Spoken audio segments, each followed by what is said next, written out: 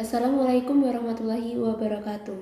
Hai semuanya, perkenalkan nama saya Aryani Devi Cahyanti dengan NPM 22142011031. Saya dari Prodi Sumber Daya Aquatik jurusan Perikanan dan Kelautan, Fakultas Pertanian Universitas Lampung.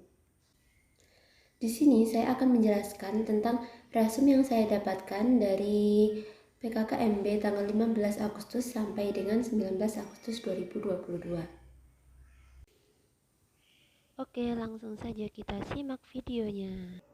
Masuk dengan materi yang pertama, yaitu peran Kepolisian Republik Indonesia dalam mengatasi kejahatan digital. Nah, di sini ada Undang-Undang ITE. Undang-Undang ITE adalah satu atau sekumpulan data elektronik, tetapi tidak terbatas pada tulisan, suara, gambar, peta, rancangan, foto, elektronik data interchange, surat elektronik, telegram, telex, telekopi, atau sejenisnya, huruf, tanda, angka, kode akses atau simbol yang telah diolah yang memiliki arti atau dapat dipahami oleh orang yang mampu memahaminya. UU ITE memuat pasal 27-37 mengenai perbuatan yang dilarang dan pasal 45-52 mengenai ketentuan pidana. Pidana ini dapat berupa pidana penjara dan atau denda. Yang selanjutnya yaitu pemanfaatan teknologi informasi dan transaksi elektronik dilaksanakan dengan tujuan untuk mencerdaskan kehidupan bangsa, mengembangkan perdagangan dan perekonomian nasional, meningkatkan efektivitas dan efisiensi pelayanan publik, membuka kesempatan seluas-luasnya kepada setiap orang untuk memajukan pemikiran dan kemampuan di bidang penggunaan dan pemanfaatan teknologi informasi seoptimal mungkin, serta memberikan rasa aman, keadilan, dan kepastian hukum bagi pengguna dan penyelenggara teknologi informasi. Yang selanjutnya yaitu contoh pelanggaran hukum di dunia maya. Yang pertama, ada pelanggaran isi situs web yang berisi pornografi, pelanggaran hak cipta, penipuan online, pencemaran nama baik, penipuan kartu kredit, illegal access, dan judi online. Yang selanjutnya yaitu tips agar terhindar dari jeratan hukum UU nomor 11 tahun 2008. Ada 6 trik singkat untuk terhindar dari jeratan hukum UU ITE. Yang pertama yaitu penggunaan internet harus lebih menyaring konten sebelum disaring lagi ke publik melalui media sosial. Yang kedua, lakukan pengecekan lebih teliti sebelum melakukan transaksi melalui media sosial. Yang ketiga, tulisan yang dibuat pengguna internet harus didukung dengan fakta dan data. Yang keempat, dalam menulis, jangan sekadar hanya mengkritisi, tapi juga memberikan solusi atas permasalahan yang dikritisi. Jangan ragu untuk minta maaf bila kita salah tulis, sehingga menimbulkan opini publik yang berdampak merugikan seseorang. Dan jangan ragu untuk mengakui kesalahan dan juga minta maaf.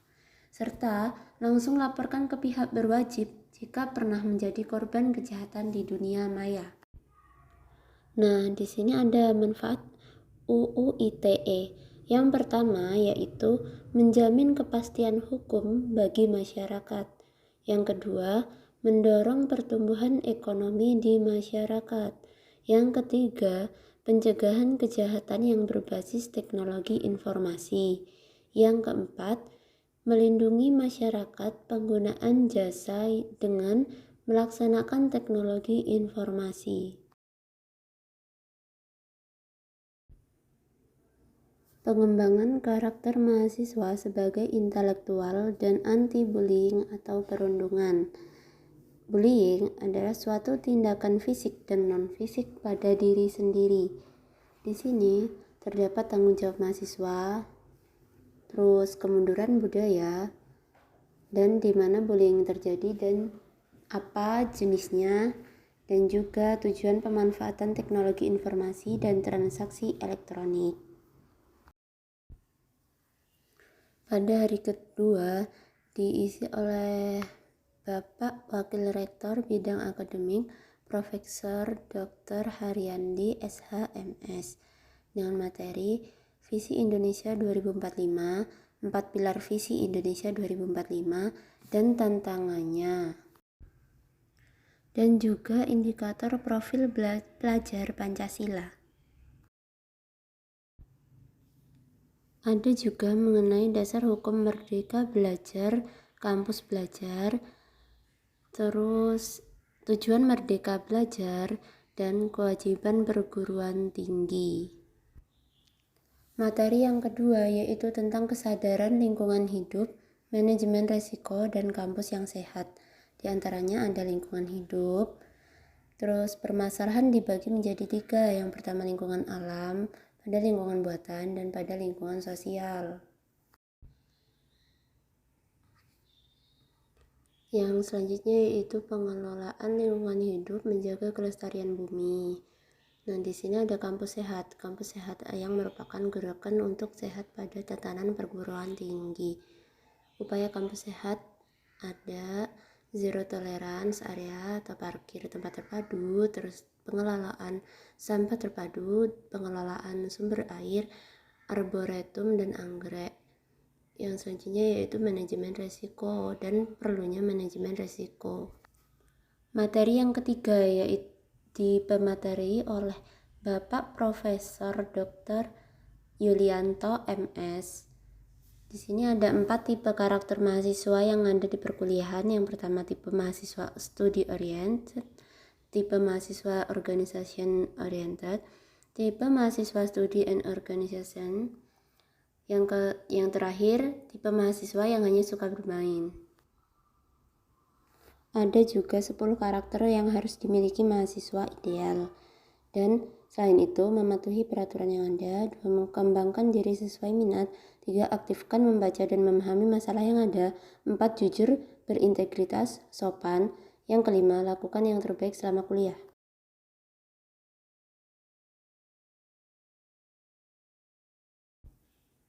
Yang selanjutnya yaitu materi keempat oleh Profesor Insinyur Suharso, PhD, dengan materi perguruan tinggi di era revolusi industri 4.0 dan kehidupan kampus pada masa pandemi. Nah, lanjut dengan hari ketiga. Materi yang pertama yaitu pembelajaran di perguruan tinggi di era revolusi industri 4.0 dan plagiarisme oleh Profesor Dr. Insinyur Irwan Sukri Banua, MSI, yaitu tentang revolusi industri, peran perguruan tinggi menghadapi revolusi industri 4.0 dan strateginya, dan juga ada bidang keilmuan baru dalam ekonomi digital. Plagiarisme. Kemudian ada bagaimana cara menghindari plagiarisme. Kemudian materi yang kedua yaitu sistem akademik.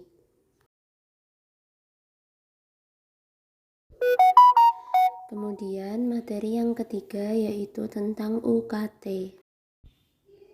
Dan materi yang selanjutnya yaitu tentang hak dan kewajiban serta ketentuan umum.